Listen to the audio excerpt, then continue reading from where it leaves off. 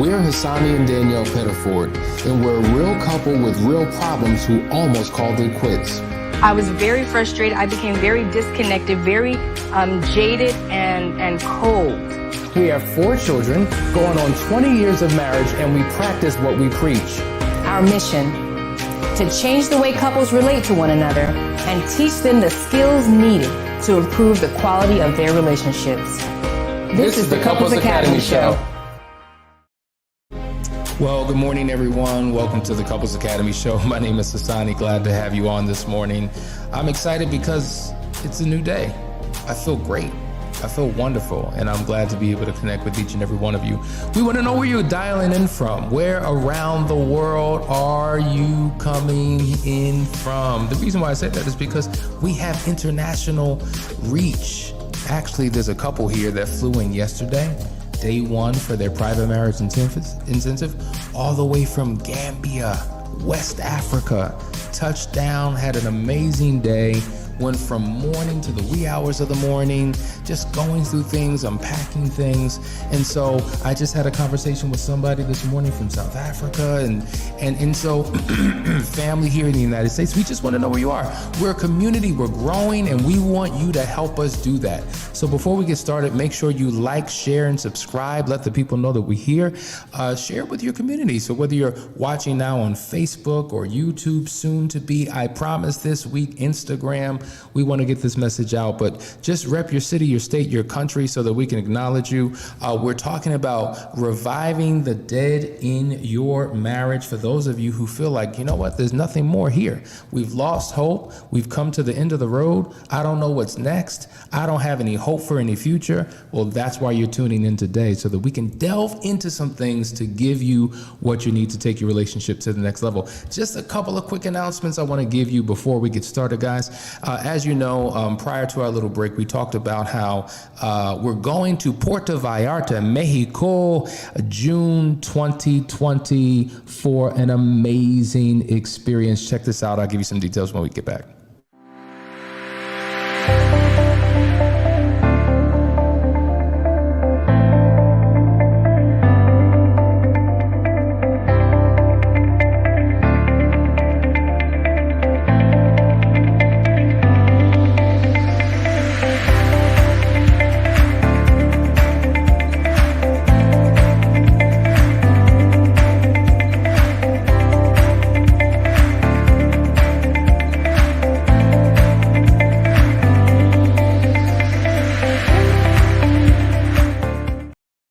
We call this Couples Academy Destinations. You know, Danielle and I, for many years, have had the opportunity of traveling around the world to these exotic destinations. And so it's something that we've done as we've grown our business, as we've grown our ministry, as we've grown our marriage.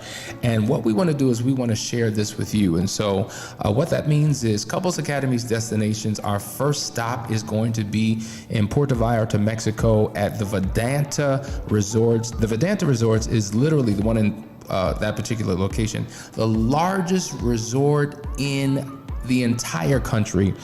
We went last year with our family, had an amazing time, and we have so much in store. Keep in mind that it is not a intensive, it is not a retreat, it is a mastermind. We're going to this place for 5 days to, of course, experience all that the resort has to offer. There's many things to do, great food, great fun, great excursions, just an incredible, beautiful, eye-popping, eye-gasm location, but we're there to do work.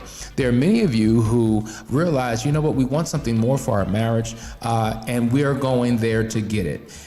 What's the prerequisite for it?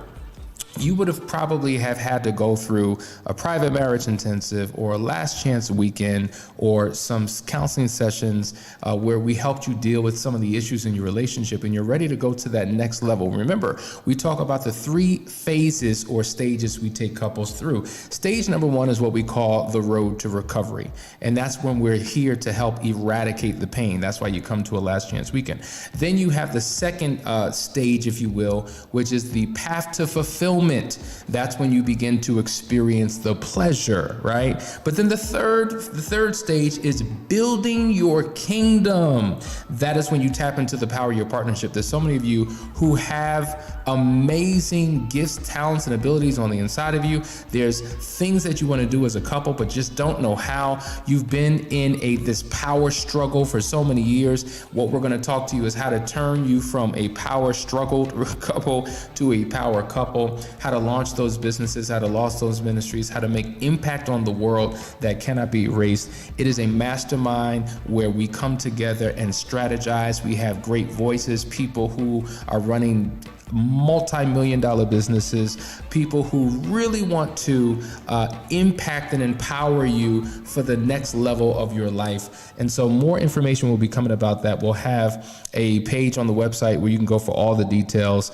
It's going to be incredible. That's the first announcement. The second announcement, obviously, is that the next Last Chance weekend is January the 7th through the 9th, 2022. We want you to register immediately. If I can make up a word, get in while you can. It was an amazing experience. I'm going to go to a quick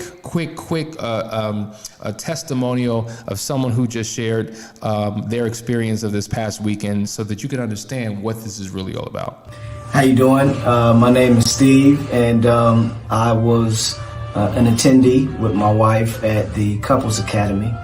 And, the one thing that I'll say that I took from this opportunity, this moment, is that it was the perfect environment for the restoration that I needed. Because the truth is, sometimes we don't even know what we need. And that's where I was. I thought I needed my wife to change. I thought I needed things out of her. And I thought I needed to bring her somewhere where she could find out how bad she was so that she could be better for me. And being in this environment, it really stripped me down to the most primitive state, helped me to see myself and the contributing factors that I brought to the relationship that caused us to have the issues that we had in the beginning. But the best thing about it is it didn't leave us in that stripped state. Before we left, we were in a restored, much more balanced, much more productive place. And our marriage has been reborn and revived, and it's because of the Couples Academy. And I would suggest that if you care about your future, if you value your marriage, then you have to come. Isn't that amazing? He just said our marriage was revived. We're talking about how to revive a dead marriage.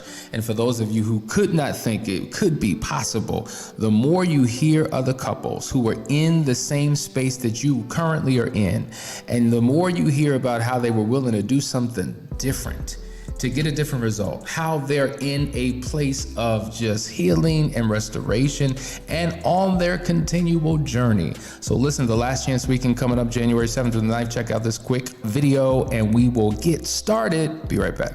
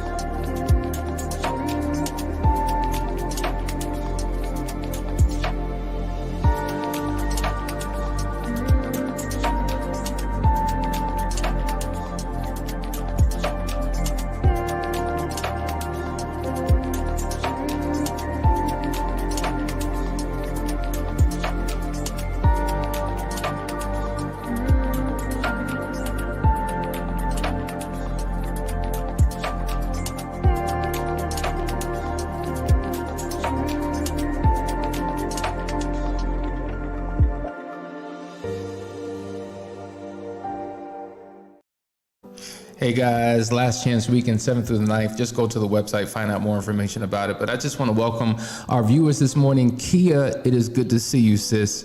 Kia. We did this Last Chance Weekend with Kia and her now husband. At the time they were not, but they recently just got married, went through the Moving Forward program, built a community within that 6-month program that we unpacked, and they're now married. It's so good to see you. Thanks for being back. JJ, Fedalina, LaShawn, JG, Ralph, Jessica, my sister Jewel and Gonzalez, my family, I love you. I'm glad that you are here. You're still connected. I'm going to get with you. Don't worry. LaShawn, Anita, Pam, the list goes on and on. JD, Sean, good morning, Sean. Good to see you, Sean. Darren, all of you. Listen, but let me just speak to those that never, ever comment, those that never appear in the feed. You've been watching for months. You've been watching for years. When we do these Last Chance Weekends, you come to us and say, yeah, we've been following you, but we don't really comment like that. We welcome you. We thank you for your commitment. You are part of our family. And so to the voiceless, to the nameless, to the anonymous, we love you and glad that you are here. Because you know what? We got to make this thing happen. We got to take our relationships to the next level. All right, let's jump into this topic about how to revive your marriage. I got a text from someone in South Africa this morning who was talking to me about the fact that, for some time they were in a good stride. Things were going well. They were watching these videos, and then, all of a sudden things kind of just shifted and fell off, and they're just not where they once were. And so sometimes it can feel hopeless. It can feel helpless. How do we get things back on track? One of the critiques that was made was, we watch all these videos, but you ain't doing nothing. I don't see no change. And I want to address that. Because I want to see, we're here every day giving you content. We have over a year worth of episodes that we've done since we've started, and we're going to continue to do what we do. We're going to launch more programs. We're going to launch more episodes, have more topics. But I want you to take the time to slow down just a bit.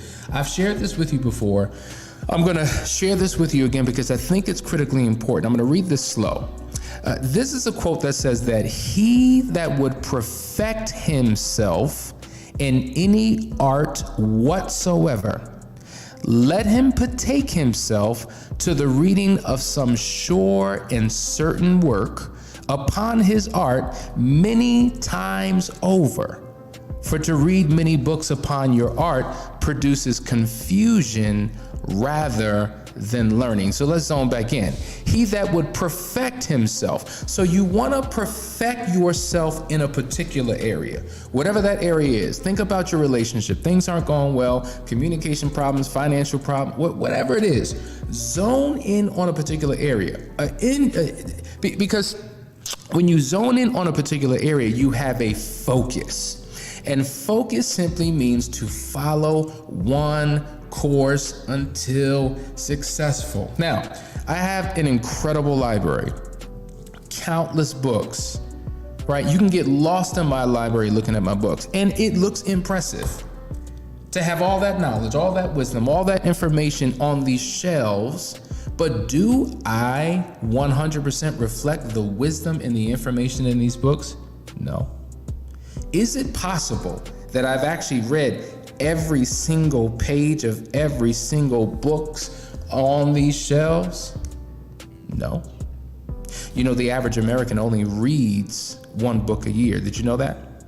And they never make it past the second chapter of that book. And then they go on to another book. And then they heard about another book. And then somebody read another book. Or maybe it's a video and another show and another episode, and they're hopping and skipping and jumping and going to all these different places, gaining all of this information. But the reality is, the information you're getting, what are you doing with it? Is it making an impact in your life? Who cares that you have thousands of books, watch thousands of episodes, watch thousands of videos, if it's not depositing anything in you that is growing and germinating and manifesting into change and transformation? So I want to read the quote again and then work you through some things. He that would perfect himself in any art whatsoever. Perfecting yourself in your communication, perfecting yourself in your humility, perfecting yourself in terms of, just pick something, any art, anything, any particular thing. Let him betake himself to the reading of some sure and certain work upon his art many times over. You know what this means? It means, listen, when you find something that's good, read it again and again and again and again and again and again and again. It's called repetition. Repetition is the mother of all learning. Now check this out, guys. Got a great book here. Don't have the cover on it, but it's called Give and Take. Got another great book here, Married Roommates, How to Go from Relationships That Just Survive to Marriages That Thrive. Great book. I got Fall in Love, Stay in Love. Great book. I got The Superior Wife Syndrome, Why Women Do Everything So Well and Why for the Sake of their marriages We've Got to Stop, Give Up Control and Return to Intimacy. Great book. I got He Wins, She Wins, Learning the Art of Marital Negotiation. Great book. I got When Divorce Is Not an Option, How to Heal Your Marriage and Nurture Lasting Love. Great book. I got The Proper Care and Feeding of Marriage. Great book. Of course, The Audacity of Marriage, 10 Principles of Lifelong Partnership. Great book. I got books upon books upon books. But who cares? Who cares? Who cares if I'm a quotologist? Who cares if I can recite from this book, that book? If I'm not implementing what's in the book, it means nothing. And so this quote says, let's go back. It says, he that betake to the reading of some sure and certain work upon his art many times over. For to read many books, like all the ones I just shared with you, upon your art produces confusion rather than learning. It would be better to grab a book and to read this book 10 times than to read 10 individual books. It would be better to listen to one episode that you've heard us give you 1,000 times than to listen to 1,000 episodes once. There was a story about a guy who was very wealthy, and he hired this monk who was a martial artist to live with him for a couple of months so that he could teach him a high level of martial arts. So the martial artist says to the wealthy man who brought him into his home, he said, "Show me your punch."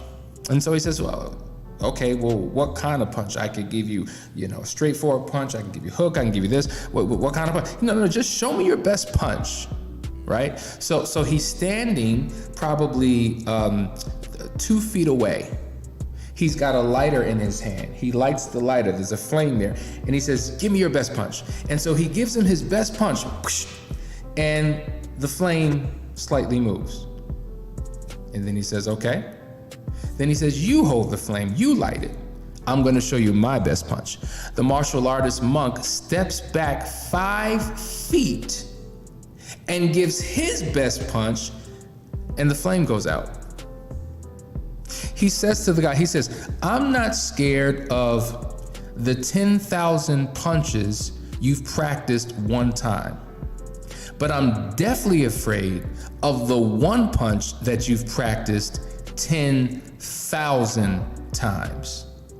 It's in alignment with that quote I just read. It would be better to take a video that resonates with you and listen to it 1,000 times over until there's some type of breakthrough within you, until something clicks, until something registers. Don't you know that in marketing they say you have to show an ad or commercial 8 times before you get a person to move, before you get a person to do something? And every time they see that ad, or every time they read that book, or every time they watch that video, they're listening and watching with new eyes, new ears, new interpretation. They're able to gain some insight that they didn't get before. You gotta hold on to one thing till you get your breakthrough. We're talking about how to revive the dead in your marriage. See, the problem is you're not focused. You're not zoned in. You haven't stripped something down to the core essence. You haven't squeezed out the juices, the natural juices of a particular thing till it's bone dry, till it makes sense. And you gotta work it. You gotta work it. It's repetition. So the first time you attempt to do something that you're hearing in these videos, it may not work. It may not be easy. It may be difficult. It may be uncomfortable. You may not feel like doing it. You may wanna throw in the towel, call it quits, give up, because this is just not working out for me. But repetition, the more you do it, the easier it gets. The more you do it, the more you begin to believe in the process, because you start seeing little elements and inklings of shifts and changes in your life, in your relationship, and you got to work that thing and work that thing and work that thing. I told you, if you know our story, one of the problems that I brought into the relationship is that I was very critical. My communication was horrible. I had to continue to work at that thing. It wasn't good enough to read a book on communication, read a book on intimacy, read a book on finance, read a book. How would that have served me? Because I would have still been in a horrible state in the area that has caused the most destruction in our relationship. So I became a master of a specific thing. It is better to be a meaningful specific than a wandering generality. So what is your struggle? What is your limitation? What is your vice? What is the thing that your spouse has been complaining about, that they're looking for some breakthrough, they're looking for something to happen, that you've justified, you've rationalized, you've just said, you know what, that's just who I am, it is what it is, that's who I've always been, that's who I'm always going to be. But if that is the thing that is destroying the relationship, that is the thing that you've got to zone in on. And we're not moving to the next thing until we've mastered this one thing. When we've mastered this one thing and worked it, and then can begin to see some change, then we'll go on to the next thing. So stop looking at your partner. Stop getting them to just deal with your mess. Why should they want to deal with your mess? You know, doing the same thing will get you the same thing. Don't you want something different? Don't you want something better? When you're pointing the finger at your partner, there are three fingers pointing right back at you. Take a look at you. What is the one area of your life that you can zone in on? That dead place, that place that needs to be revived. Whatever that relational dynamic is, you're constantly saying, well, when he gets it together, when she figures it out, when she gets on board, when they finally come around, and you're in waiting. And the reality is, as long as you're waiting for your partner to step up, things will always remain in a dead-end place within your marriage. It's got to take someone to initiate the process. It takes two. Oh yeah, it takes two to make a thing go right. It takes two to make a thing go right. You know that song? That's an amazing song. But it takes one person to initiate. And sometimes the person who you're waiting to get up, step up, make something happen, there's nothing in them to want to do anything. So rather than waiting for them to shift into gears, you do it, because when you change the atmosphere and the climate of that relationship. And then all of a sudden, they may give a stab at it. They may try it. They may attempt it. They're starting to see something different here. Maybe this could work. And now they come on board. And now you got energy and synergy and flow and alignment, and things begin to happen because now you're in a better place. So I'm telling you, folks, zone in on that one particular area, whatever it is. For us, it was communication. Our marriage was dead. Well, let me clarify. When I say the marriage is dead, the marriage wasn't dead. Many of you think that you're in a dead marriage. Really, as long as you are married, there's proof that there's life in your marriage. See, your relationship may be dying within the marriage, but the fact that you're still legally bound, the fact that you're still in that house, even if you're separated right now and you're doing your own thing, you are still legally bound and you are in a covenant relationship. You have to understand, it's more than just a legal institution. It is a spiritual institution, because this is established by God. It is His first institution. So even though you're hurting and your spouse is hurting, guess who's also hurting? God is hurting, because He's a part of this covenant. And as long as you're still technically married, it's not over. You don't have a justification to start dating other people, sexing other people, moving on, talking, date, flirt. No, you are married. Regardless of how dead it may feel, as long as you're married, there's life there. There's life. That pulse may be slow. You may not see any visible evidence of a pulse, of a heartbeat, of anything, but there's life there. And that life can be revived. I remember watching a movie many years ago. I think it was Pulp Fiction, and the woman in the movie overdosed, right? And she was just flat out, and she looked like she was dead. Like literally, they were panicking like, oh my God, did I kill her? Did she overdose? And one of the characters in the story, he had to get this needle and he stabbed it into her chest and she came to life. She revived.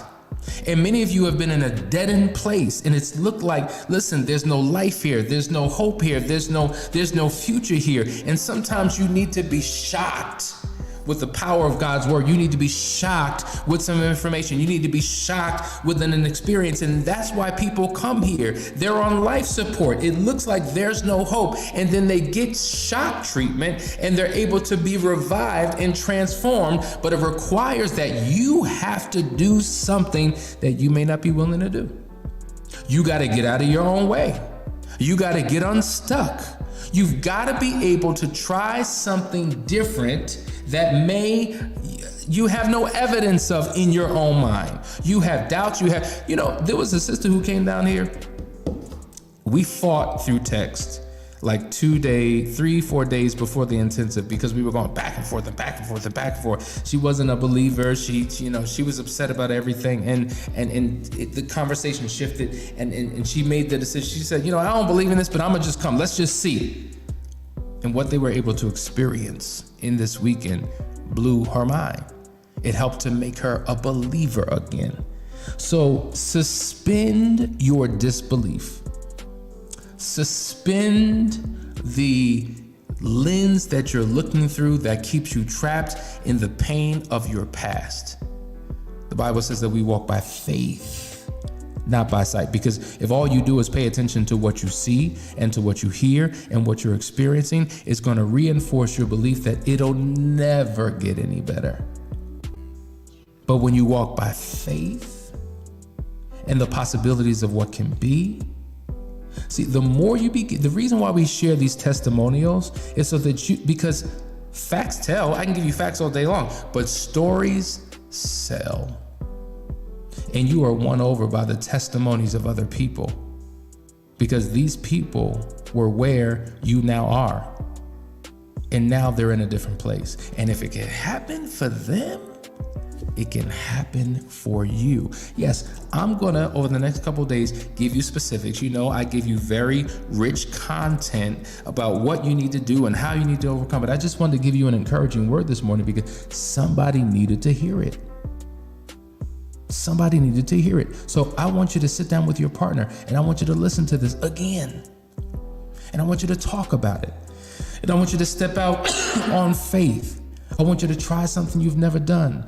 In your fear, in your tears, in your scariness, whatever it is, I want you to just do it because if you do it, you may be surprised of what's waiting for you on the other side. So guys, thanks for tuning in. We love you. Come back tomorrow as we go deeper into the conversation of how you can revive your marriage. We're going to be talking about the signs of what appears to be a dead marriage and how to begin to shift up out of that and bring some life to your situation. Love you.